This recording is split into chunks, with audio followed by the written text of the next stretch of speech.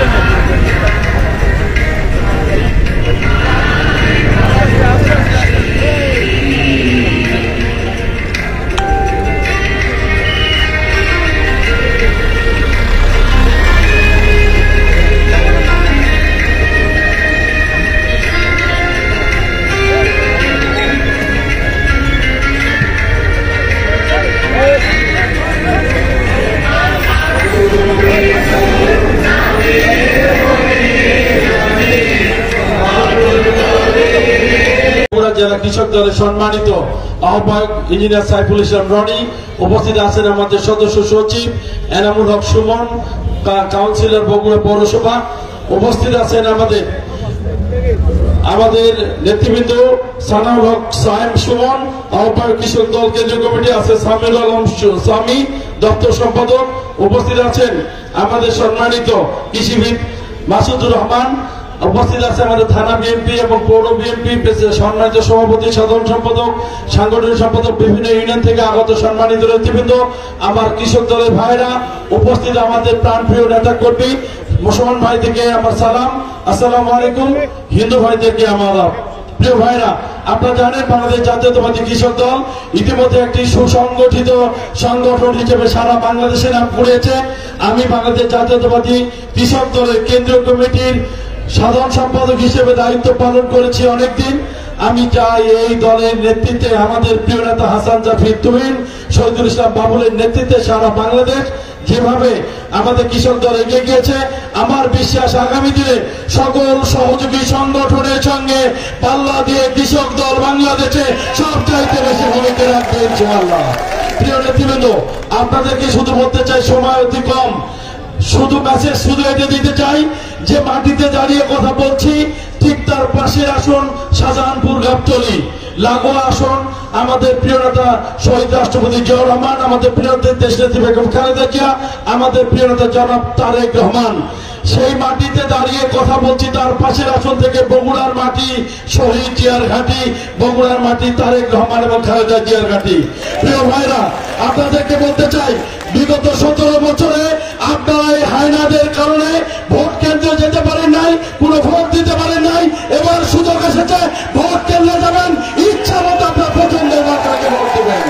এই হায়না পার্টি সরকারের লোকজন, পেট্রোল বাহিনী, লেলুয়া বাহিনী এই নন্দীগ্রাম আমাদেরকে যে অত্যাচার নির্যাতন চালিয়েছে, সারা নন্দীগ্রামকে মনে তামাতে পরিণত করেছিল।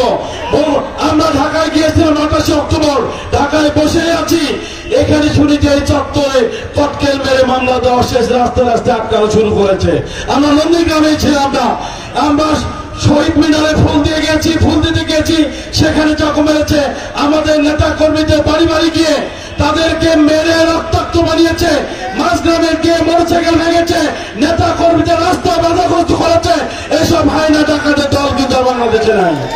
আপনাদেরকে বলতে চাই, অনেকে হয়তো মায়া কান্না দেখাচ্ছেন যে আমাদের কিছু একটু হলে বলেন ভাই এত করার দরকার নেই, আমরা আর কিছু করতেও চাই না তাদের সঙ্গে কিছু, কিন্তু তারা যে 17 বছর অত্যাচার চালিয়েছিল, তখন আপনাদের এই মায়া কান্নাটা কোথায় ছিল?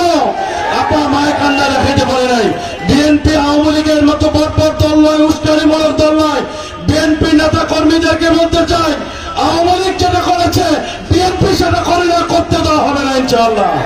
আপনারা অন্যায় করে কারো সঙ্গে কিছু করবেন, যদি আমি প্রমাণ পাই অবশ্যই দলের ব্যবস্থা নিব। বিএনপি হচ্ছে তারেক রহমান এবং খালেদা জিয়ার দল। বিএনপি হচ্ছে এই দলের নেত্রী বেগম খালেদা জিয়া, তিনি অত্যন্ত মার্জিত, সুসজ্জিত, ভদ্র একজন মানুষ, যিনি বাংলাদেশের নেতৃত্ব দিয়েছেন। এই দলের নেতা দক্ষিণ এশিয়ার